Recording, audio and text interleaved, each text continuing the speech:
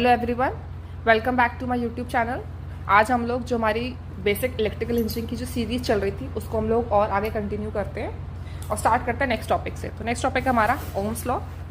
Ohm's law जो है ये इसकी डिस्कवरी समझ लो कि बहुत पहले हुई थी और ये की गई है जर्मन फिजिसिस्ट ने जिनका नाम था जॉर्ज साइमन ओम्स। इन्हें इसकी डिस्कवरी की थी ओम्स लॉ की। तो इसमें इन्हें क्या बताया था कि Ohm's law states that voltage across a conductor is directly proportional to current flowing through it, provided all the physical condition and temperature remains constant। मतलब टेम्परेचर और फिजिकल कंडीशन रिमेन्स कांस्टेंट रहेंगी तो किसी भी कंडक्टर में flow होने वाला current directly proportional है उस कंडक्टर के अक्रॉस लगाया गया वोल्टेज। इसका मतलब क्या समझ में आया कि वोल्टेज डायरेक्टली प्रोपोर्शनल है किसके, करंट के। जब वोल्टेज डायरेक्टली प्रोपोर्शनल है करंट के तो हम लोग क्या करेंगे, अगर हम लोग प्रोपोर्शनैलिटी का साइन हटाएंगे तो हम लोग एक कांस्टेंट की वैल्यू लगाएंगे। ठीक, अब इस कांस्टेंट को हम लोग कहते हैं आर, जो कि है हमारा रेजिस्टेंस किसी भी सर्किट में। तो रेजिस्टेंस क्या हो गया, V अपॉन आई। ठीक, ये हमारा रेजिस्टेंस हो गया। तो हमने क्या सीखा ओम्स लॉ ने हमें क्या बताया कि किसी भी सर्किट में वोल्टेज डायरेक्टली प्रोपोर्शनल है किसके, करंट के। ठीक, तो ये है बेसिकली ओम्स लॉ, जिसमें वोल्टेज डायरेक्टली प्रोपोर्शनल है किसके, करंट के। इस नियम को याद करने का एक आसान तरीका भी है जिसको हम कहते हैं ओम्स मैजिक ट्रायंगल। ये क्या है, ओम्स मैजिक ट्रायंगल। अब इस ट्रायंगल को थोड़ा गौर करो, जो रिलेशनशिप हमने बनाई है R equal to V by I, इसको वेरीफाई करेगा। देखो V सबसे टॉप पर है, ठीक, I इधर है और R इधर है। तो अगर हमें V को कैलकुलेट करना है तो बाकी दो वेरिएबल कौन से बचे, I इंटू R, इनके बीच में साइन कौन सा है, मल्टीप्लाई का, इज इक्वल टू, इसका मतलब हुआ V is equal to I into R। ठीक, वैसे ही अब जैसे मान लो अगर आपको R को कैलकुलेट करना है तो बचे कौन से वेरिएबल, V और I। अब V टॉप पर है, I नीचे और डिवाइड का साइन है दोनों के बीच में, तो R is equal to V upon I, divide का साइन है। ठीक, वहीं अगर आपको I कैलकुलेट करने का, सिमिलरली I को एलिमिनेट करो, V और R बचेगा आपका। ठीक, अब V और R बचेगा तो I क्या हो जाएगा, V अपॉन R। इसको कहते हैं मैजिक ट्रायंगल, जिसके थ्रू हम, अगर हमें कभी डाउट हो या फिर थोड़ा याद करने में दिक्कत हो रही होगी तो हम इसको देख के आराम से सॉल्व कर सकते हैं। और वैसे ही जैसे हम किसी लीनियर सर्किट की बात करें जिसमें एक रेजिस्टेंस जुड़ा हुआ हो, एक बैटरी लगी हो, ठीक, और अब बैटरी लगी है तो उसका मतलब सर्किट कंप्लीट तो करंट फ्लो करेगा किसी भी सर्किट में। रेजिस्टेंस हो गया, ये वोल्टेज हो गया। इस सर्किट में अगर हम ओम्स लॉ की मदद लेंगे तो हम लोग रेजिस्टेंस कैलकुलेट कर सकते हैं अगर करंट और वोल्टेज दिया हो, या फिर हमें वोल्टेज और रेजिस्टेंस दिया हो तो करंट इजीली कैलकुलेट कर सकते हैं। तो इसका मतलब V directly proportional to I है और V is equal to I into R। ठीक, ये एक लीनियर रिलेशनशिप है। तो आप ग्राफ से भी समझ सकते हैं कि अगर रेजिस्टेंस सर्किट का रेजिस्टेंस क्या है, कांस्टेंट एलिमेंट है, तो वोल्टेज जो है करंट के डायरेक्टली प्रोपोर्शनल। इसका मतलब ये है कि जैसे जैसे वोल्टेज की वैल्यू बढ़ेगी वैसे वैसे हमारी करंट की वैल्यू बढ़ेगी। समझ, जैसे जैसे वोल्टेज की वैल्यू बढ़ेगी वैसे वैसे हमारी लीनियरली क्या, करंट की वैल्यू बढ़ेगी।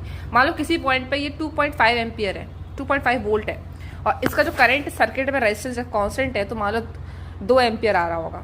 तो जब हमारा करंट फर्दर एक पॉइंट बढ़ेगा 3.5 एम्पियर होगा, उसी के अकॉर्डिंग ये 3 एम्पियर हो जाएगा। मतलब जितना लीनियरली हमारा वोल्टेज बढ़ेगा उतना उसी के समानुपाती हमारा क्या है, करंट की वैल्यू जो है हमारी डायरेक्टली इंक्रीज होगी। तो ये एक लीनियर कैरेक्टरिस्टिक हो गई इसकी, जिसका ग्राफ है वो एक लीनियर ग्राफ है, स्ट्रेट लाइन है एक्स और वाई एक्सिस के बीच में। ठीक, क्या लिमिटेशन ये है कि Ohm's law is not applicable, not याद रखना, हमेशा नॉट की बात हो रही है। Ohm's law is not applicable to unilateral elements like diodes, transistor, क्योंकि as they allow current to flow in only one direction. होता क्या है, ओम्स लॉ में क्या था कि वोल्टेज डायरेक्टली प्रोपोर्शनल हमारे करंट के, तो यूनिलेटरल एलिमेंट जैसे कि हमारा डायोड या ट्रांजिस्टर हो गया, इसमें जो करंट है वो डायरेक्टली प्रोपोर्शनल नहीं होता है वोल्टेज के, वो नॉन लीनियर तरीके से इंक्रीज करता है।